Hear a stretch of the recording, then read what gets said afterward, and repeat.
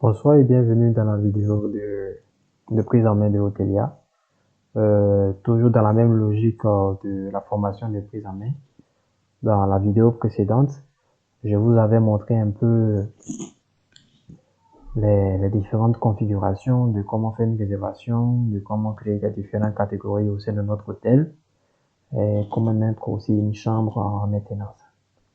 Et dans cette vidéo, on va toujours poursuivre dans la même logique, mais cette fois-ci, on va approfondir la partie hébergement.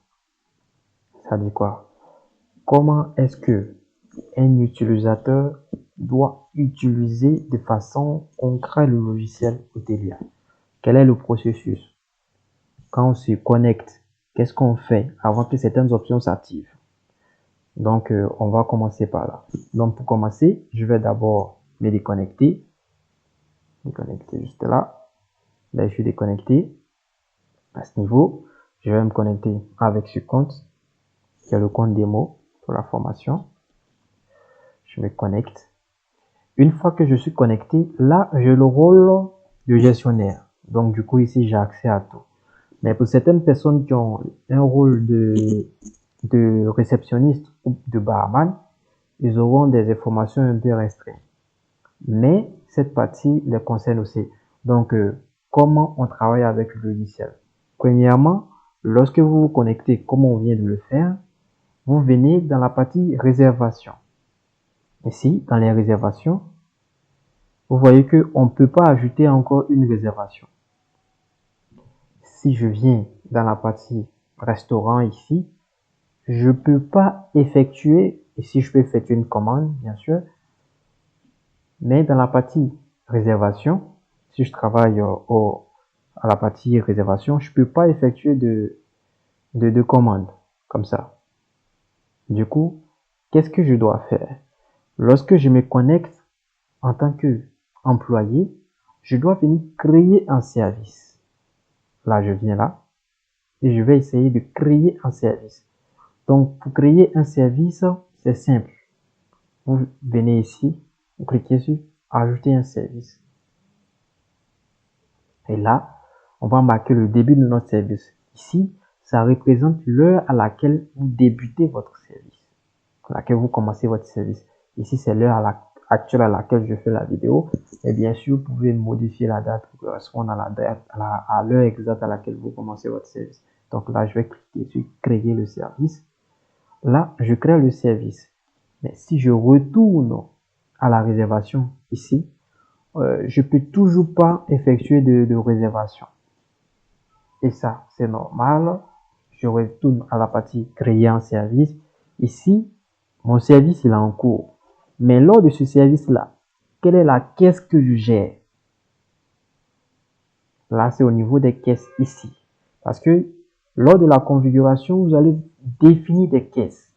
Et ces caisses-là doivent porter des noms. Par exemple, ici, on a défini caisse chambre pour la partie hébergement. Vous pouvez aussi modifier les noms hein, si vous voulez. On va, pour que ça parle mieux, on va appeler ça caisse hébergement. Hébergement. Voilà, caisse hébergement. Voilà, caisse hébergement. Cette partie-là, cette caisse nous sert à gérer l'hébergement. Donc, du coup, si je déclare mon service, je dois déclarer aussi c'est quelle caisse que je gère en effet. Donc, si je viens dans les services, j'ai démarré mon service qui est en cours. Je dois dire aussi c'est quelle caisse que je gère lors de ce service. Donc là, je viens ici, je clique sur hébergement pour dire que c'est cette caisse que je gère. Ok. Ici, je gère la caisse hébergement. Est-ce que j'avais de l'argent dans la caisse au moment où je suis arrivé? Est-ce que j'ai de la monnaie qu'on me donne? Un montant initial qu'on te donne. Ici, il y a un montant. Le montant est de 5000 francs pour faire de la monnaie, montant initial. Maintenant, si vous gérez une autre caisse aussi, vous cliquez sur ajouter une autre caisse. Mais nous, on va gérer que la caisse hébergement. Donc, on va cliquer sur enregistrer. Et là, le service est OK. Si je viens dans la partie effectuer une réservation, on voit que maintenant, il y a le bouton ajouter une réservation qui apparaît. Parce que là, actuellement, je suis en train de faire une réservation. Aussi simple que ça. C'est pas compliqué. Donc là, si je viens ajouter une réservation, bien sûr, ça va passer sans le moindre souci. Donc, si je clique là, je sélectionne la date, les autres champs vont apparaître de façon automatique comme de l'autre côté. C'est pas compliqué. Voilà, je rentre le nombre d'invités. Et ici, je vais sélectionner un client existant pour aller plus vite. Et là, je vais prendre ce client-ci. Et là, j'ai le montant. Si on n'a pas fait de réduction, on va juste sélectionner le moyen de paiement. On dit paye par 4 et on valide. Et là, on a bien créé notre service. Et ici, on voit que le client a effectué une réservation dont le montant est de 60 000 francs. Il a versé aussi une avance de, par exemple, 80 000 ici. Par exemple, il a versé une avance de 80 000. Du coup, il ne reste plus rien à payer. Ça, c'est la première réservation que nous avons effectuée. On va encore effectuer une deuxième réservation pour que vous puissiez mieux comprendre la suite de ma logique. Donc, deuxième réservation, toujours les mêmes dates, aujourd'hui jusqu'à ce jour. Les autres champs, on va prendre une autre chambre. Nombre d'invités, toujours client existant pour aller un peu plus vite. On prend ça. Voilà, c'est bon. Maintenant, on vient, on clique sur espèce et on valide. Toujours 80 000 francs. Je vais encore créer une autre annonce. Cette fois-ci, toujours une date un peu différente jusqu'au 29. On va sélectionner, voilà, une autre chambre. On va mettre deux invités toujours avec un client existant, bien sûr. Client existant, voilà. Maintenant, là, à ce niveau, on a fait une réduction. Ça, c'est déjà notre configuration de la dernière fois. On a fait une réduction. Mais ici, on va remettre la réduction à 0. Si on affiche le montant exact. Voilà. Donc ici, on suppose que le client ne paye pas tout. Sa réservation totale fait 179 000. Donc, dans les 179 000, il va juste payer 100 000 francs. Donc, s'il paye 100 000 francs, sélectionne le mode de paiement et on valide. Ici, il a payé 100 000, il lui reste 80 000. Ici, il a payé 80 000, il lui reste 0 francs. Pareil, 80 000, il lui reste 0 francs. On suppose que c'est durant toute ma journée de travail, j'ai fait que ces trois réservations-là. Donc, du coup, une fois que j'ai fini mon service, qu'est-ce que je fais? Je vais arrêter mon service. Du coup, je dois être capable de faire le point de ces services-là. Donc, pour faire le point, vous venez toujours, on suppose que vous avez fini votre journée de travail. Vous venez dans la partie service qui est juste là. Et ici, c'est uniquement vos services qui seront affichés. En tout cas, pour ceux qui ont les rôles différents de gestionnaire. Parce que le gestionnaire, lui, il doit tout voir, en fait, pour faire le point de tous les services. Ici, c'est parce que le rôle de gestionnaire que j'ai le droit de voir les services de tout le monde. Par exemple, barman, ici, je peux voir son service.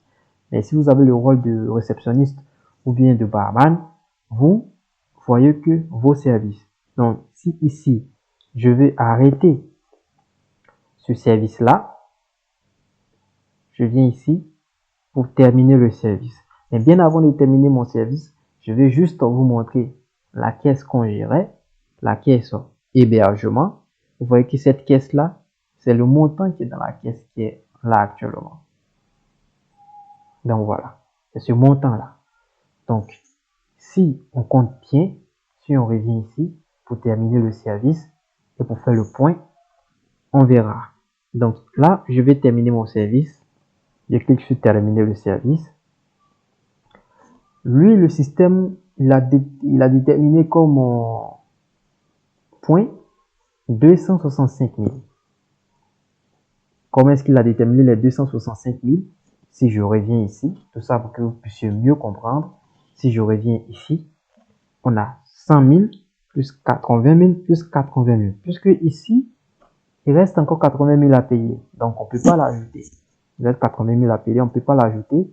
Donc, ce point-là, lui, n'est pas pris en compte. C'est que l'argent qui entre dans la caisse qui est pris en compte à ce niveau-là. Donc, si on prend les deux, ça fait déjà 260 000. Donc, 260 000. Maintenant, pourquoi est-ce que on a 265 alors? 265 parce que au moment de commencer le service, nous avons ajouté comme montant initial dans la caisse le montant de 5 000 francs CFA, ce qui apparaît ici. Même de l'autre côté, c'était marqué aussi. Donc, le montant de 5 000 francs. Donc, il va compter le montant vendu plus le montant initial qui était dans la caisse. Donc, au moment du démarrage de notre caisse, on avait déjà 5 000. Donc, quand il fait les 260 000 plus 5 000, c'est le montant que lui a déterminé. En tout cas, c'est le montant que lui s'attend à avoir comme valeur. Quand vous allez renseigner le montant réel que vous avez compté ici physiquement. Donc, ici, si on met 265 000, c'est bon. Maintenant, si vous avez des observations, vous allez les ajouter ici. À ce niveau-là, pas de problème. Pour dire qu'il y a eu un problème, tout ça, au moins, il y a une traçabilité de tout. Donc là, je vais valider. Voilà. Si je viens vérifier le système, je viens vérifier, voir le bilan. Là, voilà comment le bilan est résumé. Donc, il s'est dit qu'au moment du démarrage de la caisse, il dit l'employé tend à travailler de telle heure à telle heure. Et là, voilà la durée de son service. Et durant son service, il a travaillé à la caisse hébergement. La caisse hébergement qui est là, il a travaillé à la caisse hébergement. Quand il est arrivé, il y avait le montant de 5 000 francs dans la caisse. Quand il a fini de vendre, il s'est retrouvé avec ce montant-là. Donc, du coup, l'estimation de ses ventes est de 260 000 francs, comme je l'avais dit auparavant. Donc, voilà un peu comment il fait son calcul concernant les points. Mais puis, vous pouvez utiliser ces données-là pour travailler vous-même. Donc, du coup, si j'ai terminé mon service, c'est bien marqué ici. Moi, en tant que gestionnaire, lorsque j'arrive le lendemain, je sais que telle personne a travaillé de telle heure à telle heure, voilà le montant qu'elle m'a envoyé. L'autre personne a travaillé de telle heure à telle heure, voilà le montant que la personne a généré. Voilà un peu comment on peut suivre le système de service et de points pour permettre de gérer plus facilement les entrées et les sorties d'argent. Voilà à ce niveau. Donc, pour la partie gestion des réservations et des services. Donc, on va se donner rendez-vous dans la prochaine vidéo où on va expliquer les dépenses et puis les autres choses qu'on n'a pas encore vues. Donc, merci beaucoup et puis à la prochaine vidéo.